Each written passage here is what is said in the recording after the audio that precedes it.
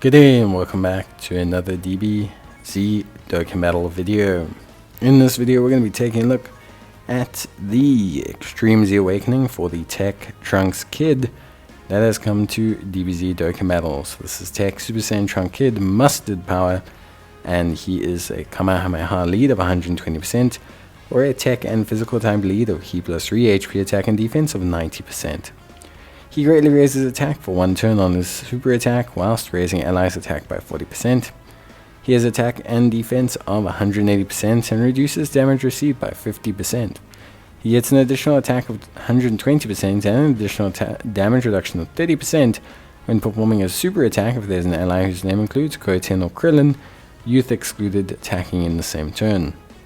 Kamehameha category allies get Ki plus 1, attack of 50% and a 20% crit chance increase if he is the first attacker in the turn, and Kamehameha category allies get Ki plus 2, attack of 70% and chance of critical hit as the 30% plus as the second attacker in the turn. So very interesting. This does not mean that Kamehameha category allies get a 50% boost, I believe, but I could be mistaken. He also gets an additional attack of 120% and a high chance of performing a critical hit when performing a super attack, and Ki plus 3 is the third attacker in a turn.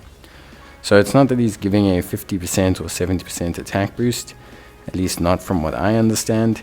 His boosts are separate if he is the first and second attacker in the turn. In terms of build, so it's going to depend on what you want to do.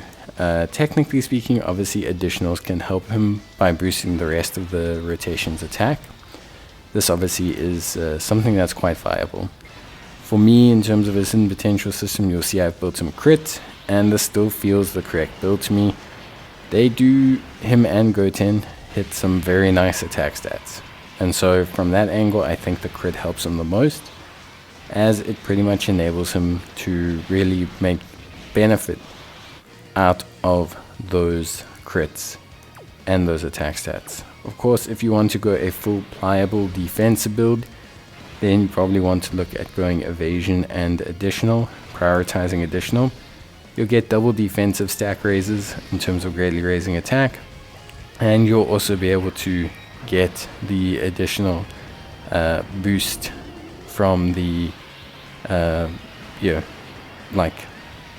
attack raise that he has on his super attack. So really good. One nice thing about him is that he has he gains that damage reduction from Goten Kid named units, but that includes units that feature Goten Kid. So you can get some really interesting units like Goten Kid, like the Gobros that will trigger it. You can also obviously get the Goten and Trunks, the physical one. You can get them to trigger it as well. So it's nice that he's got a couple multiple variants or ways to trigger that really nice passive. 80% damage reduction is very big. Like, it's a very large amount of damage reduction. So much so that it actually makes him really quite tanky.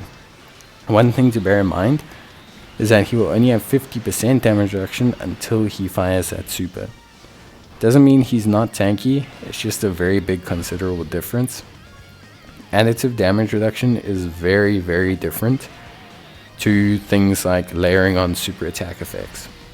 The difference between 50% damage reduction and 80% damage reduction is quite large because of how it downscales what's done to you in the damage calculation.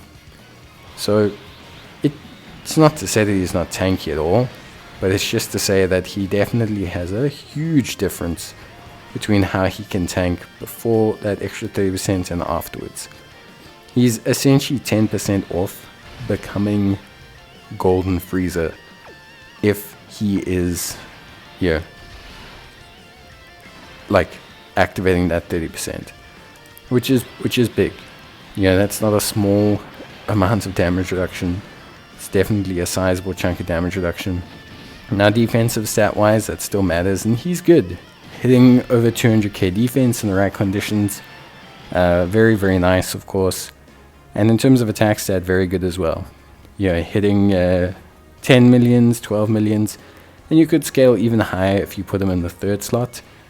He would probably break the 13 or 14 million barrier, depending on how many supports and how many links you have active. All in all, a really nice unit. I think ultimately at the end of the day, crit build is still the best for him. I think he's a great unit that can help complement the team. I think he's a really cool, fun unit to use. I do like that he's on quite a few categories as well. Very rare to have a Trunks on Kamehameha. He's also on movie heroes. All of these things are very helpful in his overall, like performance, ability to perform, and just general solidness for his teams. Ultimately, I think Trunks is very good. I enjoy using him a lot. I think he's great alongside Goten. Great anytime you can get Goten active. I think you need a Goten to truly have Trunks be a dominant force for harder content, but you maybe don't need a Goten if you're looking to just run him in general.